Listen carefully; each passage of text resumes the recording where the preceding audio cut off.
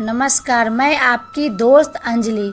दोस्तों, वीडियो पसंद है तो लाइक एंड शेयर ज़रूर करिएगा और कमेंट में हमें जय श्री राम ज़रूर लिखिएगा।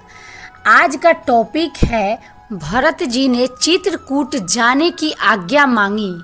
तो चलिए मैं वीडियो को शुरू करती हूँ।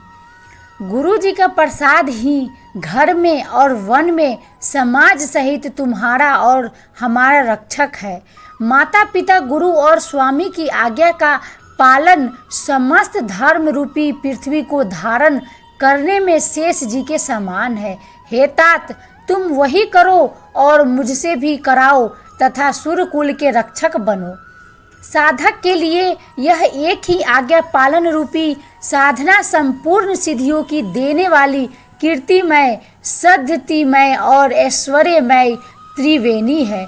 इसे विचार कर भारी संकट सहकर भी प्रजा और परिवार को सुखी करो। हे भाई, मेरी विपत्ति सभी ने बांट ली है, परंतु तुमको तो अवधि 14 वर्ष तक बड़ी कठिनाई है। तुमको कोमल जानकर भी मैं कठोर कह रहा हूँ। हे तात, बुरे समय में मेरे लिए यह कोई अनुचित बात नहीं है। कुअवसर में श्रेष्ठ भाई ही सहायक होते हैं। ब्रज के आघात भी हाथ से भी रोके जाते हैं। सेवक हाथ, पैर और नेत्रों के समान और स्वामी मुख के समान होना चाहिए। श्री रघुनाथ जी की वाणी सुनकर जो मानो प्रेम रूपी समुद्र के मंथन से निकले हुए अमृत में सनी हुई थी, सारा समाज शिथिल हो गया। सबको प्रेम समाधि लग गई। यह दशा देखकर सरस्वती ने चुप साध ली। भरत जी को परम संतोष हुआ। स्वामी के सम्मुख होते ही उनके दुख और दोषों ने मुंह मोड़ लिया। उनका मुख प्रसन्न हो गया और मन का विषाद मिट गया, मानो गूंगे पर सरस्वती की कृपा हो गई हो। उन्होंने फिर प्रेम पूर्वक प्रणाम किया और कर कमलों को जोड़कर वे बोले, हे नाथ, मुझे आपके साथ जाने का सुख प्राप्त हो गया और मैंने जगत में जन्म लेने का लाभ भी पा लिया। हे कृपालु, अब जैसी आज्ञा हो उसी को मैं सिर पर धरकर आदर पूर्वक करूं, परंतु देव, आप मुझे वह अवलंबन दे जिसकी सेवा कर मैं अवधि का पार पा जाऊं। हे देव, स्वामी के अभिषेक के लिए गुरु जी की आज्ञा पाकर मैं सब तीर्थों का जल लेता आया हूँ। उसके लिए क्या आज्ञा होती है? मेरे मन में एक और बड़ा मनोरथ है जो भय और संकोच के कारण कहा नहीं जाता। श्री रामचंद्र जी ने कहा, हे भाई, कहो।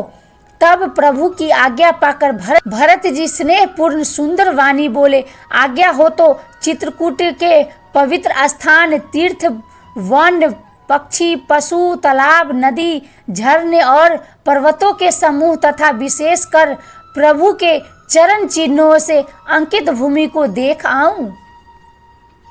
श्री रघुनाथ जी बोले, अवश्य ही अत्रि ऋषि की आज्ञा को सिर पर धारण करो। उनसे पूछकर वे जैसा कहे वैसा करो और निर्भय होकर वन में विचरो। हे भाई, अत्रि मुनि के प्रसाद से वन मंगलों को देने वाला परम पवित्र और अत्यंत सुंदर है। ऋषियों के प्रमुख अत्रि जी जहाँ आज्ञा दे वही लाया हुआ तीर्थों का जल स्थापित कर देना। प्रभु के वचन सुनकर भरत जी ने सुख पाया और आनंदित होकर मुनि अत्रि जी के चरण कमलों में सिर नवाया। समस्त सुंदर मंगलों का मूल भरत जी और श्री रामचंद्र जी का संवाद सुनकर स्वार्थी देवता रघुकुल की सराहना करके कल्प वृक्ष के फूल बरसाने लगे। भरत जी धन्य है, स्वामी श्री राम जी की जय हो, ऐसा कहते हुए देवता बलपूर्वक हर्षित होने लगे। भरत जी के वचन सुनकर मुनि वशिष्ठ जी, मिथिलापति जनक जी और सभा में सब किसी को बड़ा उत्साह हुआ। भरत जी और श्री रामचंद्र जी के गुण समूह की तथा प्रेम की विदेह राज जनक जी पुलकित होकर प्रशंसा कर रहे हैं। सेवक और स्वामी दोनों का सुंदर स्वभाव है। इनके नियम और प्रेम पवित्र को भी अत्यंत पवित्र करने वाले हैं। मंत्री और सभासद सभी प्रेम मुग्ध होकर अपनी अपनी बुद्धि के अनुसार सराहना करने लगे। श्री रामचंद्र जी और भरत जी का संवाद सुनकर दोनों समाजों के हृदयों में हर्ष और विषाद दोनों हुए। दोस्तों आई होप ये वीडियो पसंद आई होगी। वीडियो पसंद आए तो ज़्यादा से ज़्यादा शेयर करें और वीडियो में कोई भी गलती हो जाए तो प्लीज़ मुझे क्षमा कर दीजिएगा। और भी टॉपिक पर वीडियो अगर चाहिए तो प्लीज़ मुझे कमेंट करें।